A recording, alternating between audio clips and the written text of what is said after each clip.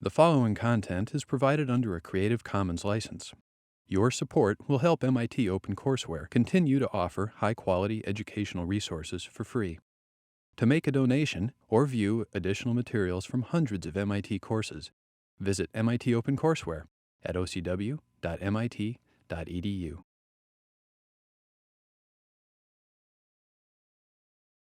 So we're very excited about this class. And excuse me, this is the only time I get you until after spring break. So I'm not gonna, well, I'll see you maybe, but in terms of this class, I come on after spring break, and then I get you for the rest of the semester. And so what I want to do in the next 20 minutes is just give you a little preview of what's coming. Now, Professor Bueller, did you talk about laptops and stuff? So let me talk about that for a minute. I think that any of you who had me in 3012 knows that for me, what I would prefer is that when I'm lecturing that you don't have your laptops open and you're not pulling your sort of under the table texting, unless, now there is an exception. Who knows the exception? Can anybody remember? Nobody actually took me up on this in last fall, but you know, if you really feel so inspired that by what I'm talking about or what we're talking about, that you need to send a tweet, right, and summarize it, or you need to broadcast this information that you're getting in the class out to more people to bring them in, then that's okay. Otherwise, I'd really prefer it because, you know, if you open your laptop, what you're doing is you're creating a field of view for all the people behind you to get distracted. Same with the phone under the table trick, right? A lot of people see that. It's a little distracting. You know, the point of the class is discussion, right? So, you know, we're going to have slides, we're going to talk about slides, but if you don't ask questions, it's a lot less useful. You won't learn as much. So I really like getting interrupted, you know, just like yell out something. I don't know, in 3012, the key word was entropy. You could yell out entropy anytime, and I'd turn around and we'd talk. Here it could be like quantum would be a good one, right? But I really want you to ask a question when you have it. Because if we have a discussion on the spot about your question, that's a learning moment, right? That's a chance to learn more for everyone. So, I mean, the studies are in. I'm not just being like, you know, kind of like touchy-feely about learning here. There's a lot of rigorous studies about how people learn best. And it's in those discussions where you learn the most, okay? So please interact, ask questions. Now, I'm going to motivate quantum mechanics. And how many of you have seen quantum mechanics before? How many of you have never seen quantum mechanics? It's okay. See, the thing is, what's going to be really, so here's the thing. You don't have to have seen quantum mechanics to feel your complete oneness and total enjoyment of the quantum mechanical simulations we're going to do. This is going to be really exciting, whether you've seen quantum or not, because we're going to kind of start slowly, and then we're going to learn how to simulate the behavior of quantum mechanics. So what I want to do today is just tell you that sort of why this is exciting and why this is important, okay? Okay, so that's what, and I'll give you a more detailed outline when I come on for my part after spring break, but those are sort of the highlights of what we're going to touch on. Now, I thought that, okay, so I think Professor Bueller may have shown this, right? So did you show the computers? Does anybody know where the fastest computer on the planet is? Right, we've gotten a lot faster, right? So some of these were actually here. The whirlwind was here. So you can see the number of operations per second has increased dramatically, right? Where's the fastest computer in the world today? China. Good guess. Yeah. Anybody know who has it? It's Google, right? It's Google. So that's and I keep emailing them and they don't respond to my emails because I want to get some cycles on that machine. But they actually need to build like power plants for those computers. And you know, Professor Bueller showed that there's like one little rack where your simulations are going to go. Well, Google has like thousands of those. Now, I thought I'd share my own personal history here. Has anybody seen either of these in a museum? This is the good old days. We used to call it the Trash 80. That's a couple years ago, but that's how I grew up, is working on machines like this. And then there was this one, which had a cartridge you could put in. You could save your data to a tape, okay? And that, do you remember that? You know, you're too young. Yeah, So, now, when you save data to a tape, you literally are, like, you guys think about megabytes, gigabytes. You would save like a 10K file, and it would take you 10 minutes, okay? And it would have these beeps. Anyway, someday you can check it out in the museum. But I love my favorite is the startup screen, right? So this one would just come on, and it would say ready. I like that, right? So those are the old days. Now, okay, so Professor Bueller talked about this. He talked about how I'm not even on here. I'm all the way down here. Hey, but last but not least, right? Bottom, but really important, because we're talking about bottom-up materials understanding and design. And this level, understanding and being able to compute this level, is going to be important for all the rest of the levels, right? Now, what we're going to talk about when I come on in the second half is not just those potentials, right? So quantum mechanics gets you those potentials between atoms that you can then feed into there, to there, to there, to there, but it also gets you real materials behaviors directly that you cannot get in any other way. Somebody tell me a quantum mechanical object that's just like really quantum-y. What makes you think quantum? Electrons. Yes. I love that. That's another word. If you want to say electrons, anytime, in the middle of a sentence, say electrons, scream it out. That's it, right? Electrons are quantum mechanical objects, right? That you really need quantum mechanics to know what an electron is doing. And it turns out that knowing what an electron is doing is really important for a lot of properties. Okay, so I'm going to give you a sense of that in this little preview today. Okay, so we're all the way down there. Now, there are a lot of quantum mechanicists, and some of you may recognize some of these people. So these are the people, and you can tell, in contrast to thermodynamicists, they don't have mutton chops, right? But, and I don't know that we could say there's a trend here. I mean, they look nice here, a little less, well, anyway. They look, these were some really smart people. These are revolutionizing sort of the way we understand and view the world. And we'll talk about what their contributions were as we sort of start the quantum part, okay? Now, and we'll talk about the problems. You see, because they had this thing for a long time, right? They had classical physics, which described the world really well. Did we need quantum mechanics to send people to the moon? Turns out, no, right? So we can do a lot without quantum mechanics, but there started to become these problems that classical mechanics couldn't describe. Okay, and so we'll talk about those as well. I'm not going to talk about them now, but those problems became so great that it just sort of it pushed these great thinkers of the time of 100 years ago into developing a completely new theory for the world, for the way we view the world. Here's one of the funny things about quantum mechanics. If you this is a quantum mechanical ball, and I just threw it into a wall, right? And look at what happened. Now, we'll talk about this later. A quantum mechanical ball is not a ball. It's a spread out thing, right? It has a probability associated with it. But look at what happens there, right? Look at this. It actually, what's going on? Somebody tell me what's happening. What is it? Tunneling. Now, is tunneling something that happens in like real systems and materials? Yeah, you bet it does. Electrons do it all the time.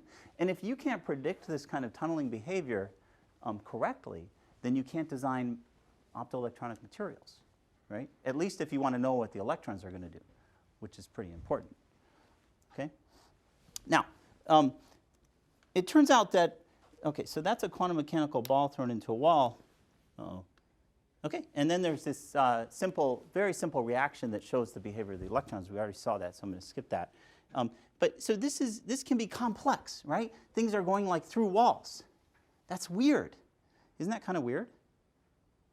I mean, that's weird. If I throw a ball into a wall, you don't usually expect part of it to keep going, right? You expect it to bounce back. But if I throw an electron into that wall, some of it will keep going, right? And this is even weirder. If I start mixing materials together and reacting them, those electrons can behave really, really weirdly. That's quantum mechanics, and we'll come to feel our enjoyment and oneness with that weirdness. It's really fun, actually. It's really fun.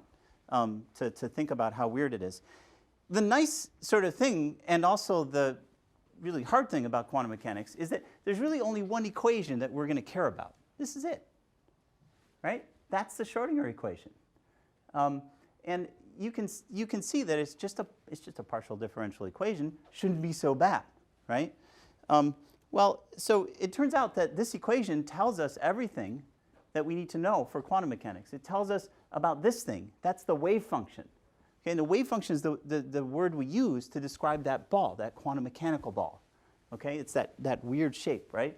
And it turns out that if we can solve that equation, then I can get the shape of psi, and then I know a lot about the quantum mechanics of the system. Now, here's what happens when you try to solve that equation. Here's this equation written in very simple form, h psi equals e psi. Don't worry about that. We'll get to that when we talk about quantum mechanics in the second half of the class. Again, you don't need to, we're not going to do sort of like, you know, quantum 101. We're going to really give it sort of a, we're going to really talk about the essence, the key essence of quantum mechanics. Okay, we're not going to go into great detail of mathematics of it. Okay, but it's basically a simple equation that you need to solve. So here's that quantum mechanical ball. This is just representing that wave, right? This is a plane wave. And I'm throwing it into a wall. And I just happen to put another wall behind it, space like that, right? Now, how would you solve that equation? What's the first thing you might try? Don't say ask Siri. Actually, you could ask Siri, right? Wolfram Alpha Pro is coming out. Now, so you could put, well, so could you put this into Mathematica? Right? Yeah. You could, right? It's an equation. It's got boundaries. It's got initial conditions. And here's what you get. Okay? So that's a quantum mechanical ball. It's the simplest one you could get. It's just a little shape that you throw into two walls. And these are the equations you have to solve. Now, the fun part about this, which the students in this class 2 years ago did not think was that fun when I gave this on a homework assignment, was that Wolfram Alpha cannot handle it. Wolfram, Mathematica, MATLAB, you name it, chokes. Right? You cannot solve these 8 equations and 8 unknowns unless you do some tricks, some analytic tricks first. I won't give another problem like this, I promise. But the point of this was not meant to drive the students crazy. That really wasn't the point. The point was just to illustrate how hard this equation actually turns out to be to solve. Okay? It looks simple. It's deceivingly simple. We can't solve it even today without making approximations. And the only reason we can solve it today for real materials is because we've figured out how to make really important algorithmic approximations. Okay? The only Nobel Prize given in computation was given for that. That might be on my next slide. And computers have gotten really fast. Okay, so I'm skipping ahead of myself. This is a quote. So before that, before we figured out how to solve that equation for real materials, people like Dirac, really smart people, were feeling a little bit hopeless, right? 1929, the underlying physical laws necessary for the mathematical theory of a large part of physics and the whole of chemistry are thus completely known. What's he talking about? What's completely known? Yeah, how? How come? Right? They had kind of nailed it, right? Like in the late 1800s, they were like looking at the world and saying, why this doesn't compute? And then they sort of spent 30 years developing the theory of quantum mechanics. And that's why he's saying it's kind of completely known. And the difficulty is only that the exact application of these laws leads to equations much too complicated to be soluble. Right? That was 1929.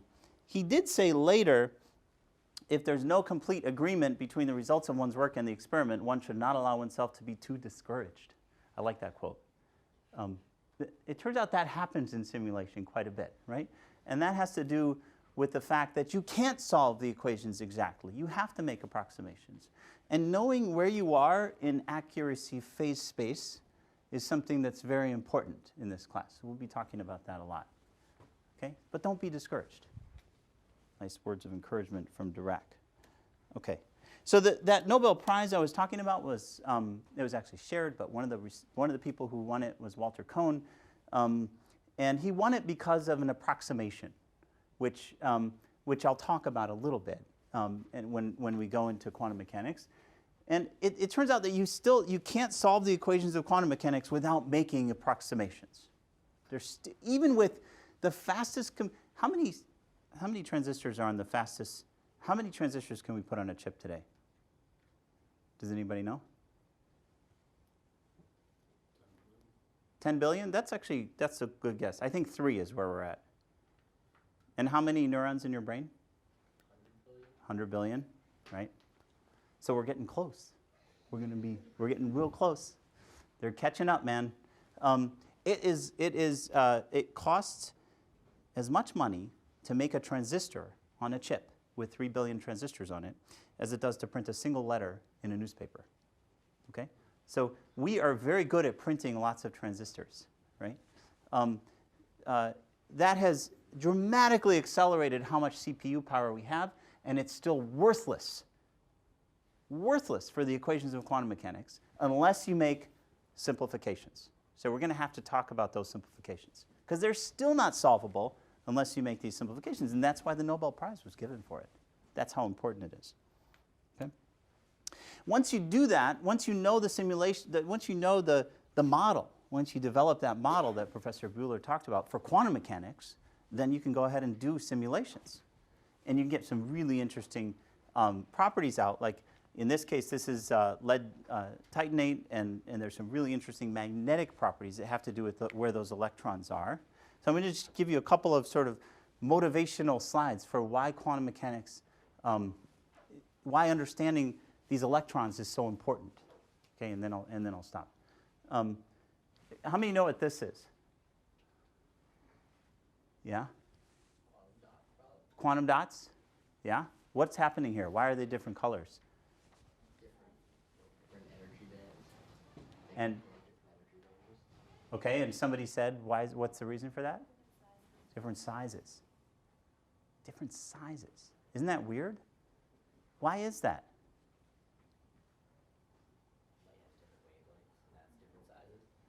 That's a good try. Not quite right. Good guess. Any other ideas? Well, there's always the go-to answer. Quantum. It's quantum mechanics. Right? It's quantum mechanics. This is red and that's blue. Aqua? Purple? I don't know. Because of quantum mechanics. Right? Let's break that down. It has to do with, this isn't really breaking that down, but it's related because it's nanotechnology. Okay, so I'm going to explain that in just a minute.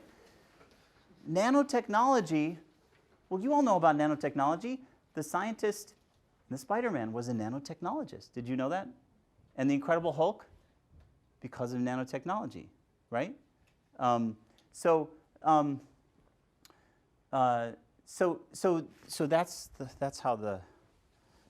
that's how Hollywood views nanotechnology. Why am I telling you about nano? Well, because the effects I'm about to describe is because of nanotechnology. You hear a lot about nanotechnology, and there's a lot of hype around it. There's also a lot of there, okay?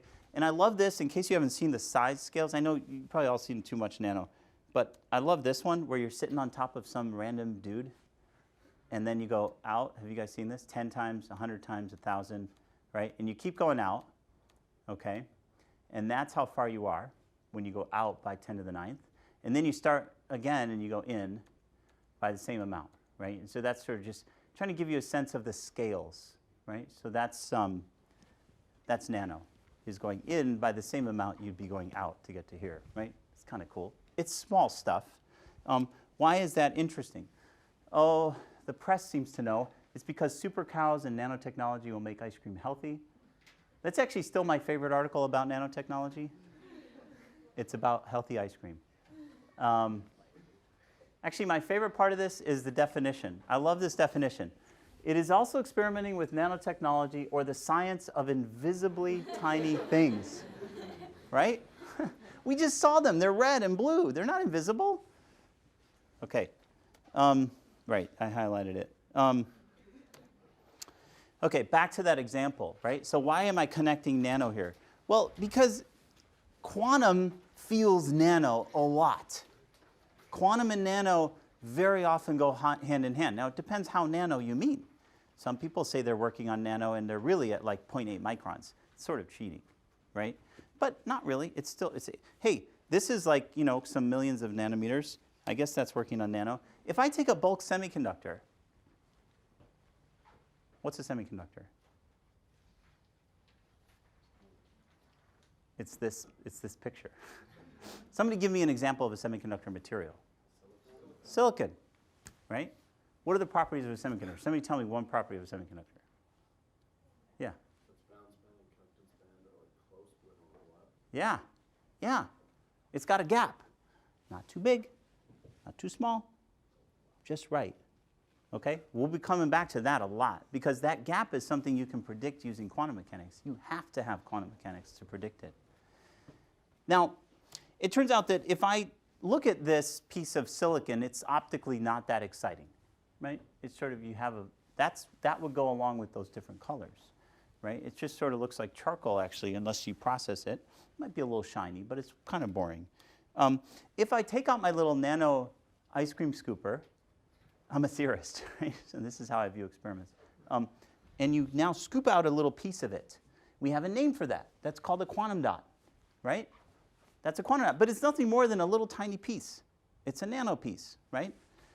What happens? What happens is, if you do that, that's when you get this, right? Why? Back to our, you know what the answer is, quantum mechanics, okay? Here's the reason, something called quantum confinement, okay? It turns out that if I create an optical excitation in this bulk semiconductor, let's say I shine a laser on it. That's about the worst PowerPoint graphic I've ever seen.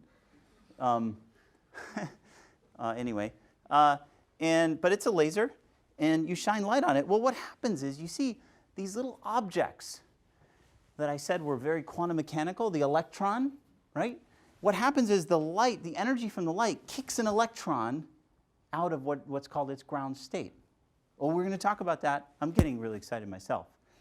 And when it gets kicked out of its ground state, it leaves behind a hole or a positive charge. Okay? So now you've got a negative charge and a positive charge that have been made in this material. They've been made by light. Why might I be excited about that? No pun intended. That was bad. Why? Thank you. One person. Why might I? If you've suffered through me last fall, then you know it. So why might I be excited about that? Solar power? Thank you. Solar power. We just made electricity from sunlight. Now it turns out that that electron, that positive and negative charge, like to be a certain distance apart. Right? In bulk silicon, 5 nanometers. Right? It's called the exciton radius. When you create an electron-hole pair, they kind of like each other. They sort of want it, well, they're very weakly bound in silicon, but they have a distance that they like to hang out. In this case, 5 nanometers, and what that means is that when I run out of real estate in the material, and I do the same thing, well, they don't have anywhere to be. They want to be out here, but they can't be because there's no material out there, right? So if I'm less than that exciton radius, then my excitation is squeezed. We have a name for that. It's actually called quantum confinement. Because, why? Because these are very quantum mechanical objects. You need quantum mechanics to describe them. And what you've done is you've squeezed them. You've increased their kinetic energy. And that is the reason the color changes. That's the reason the band gap changes. And so you can see that the physical confinement of this excited state leads to this very unique quantum effect, which is that the light emitted depends on size, right? One example of many of sort of the beauty that comes from understanding the quantum mechanics. And we're going to be able to simulate this in the second part of this class, okay? Now, that is a really useful piece of technology. Quantum dots are being used. Does anybody know about the uses of quantum dots? I mean, they're already in companies, right? Yeah. Solar cells, right? LED TVs, biomarkers. It's big in the biotech. Oh, sorry. I just stole your answer. I didn't want to do that. Any other ideas? They're really useful, right? And they're getting more and more useful. Very interesting. All quantum mechanics. That gets me really excited because I work on energy, and I'm not going to do an energy talk, don't worry. But I work a lot on energy. And the fact of the matter is that this is a map of the US, and it shows where there's good to excellent resources in some renewable technologies like PV, red and orange, biomass, green and light green, wind. Number one most utilized renewable resource in the world today is wind, right? So if you look at this, there's only a few pockets where you're sort of, sorry, man, it's gas or oil. Now, but we don't use hardly any of these resources, right? And the reason, as we all know, is cost and efficiency.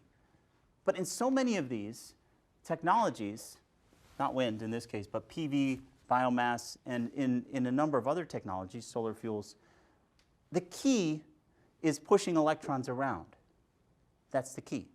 It's pushing electrons up a hill and letting the electrons fall down a hill, right? I mean, one of the oldest ways to store energy is what? Who knows? It goes way back. Still really used around the world, including the US, yeah. Steam is a way, that's true. Think older. Pumping water.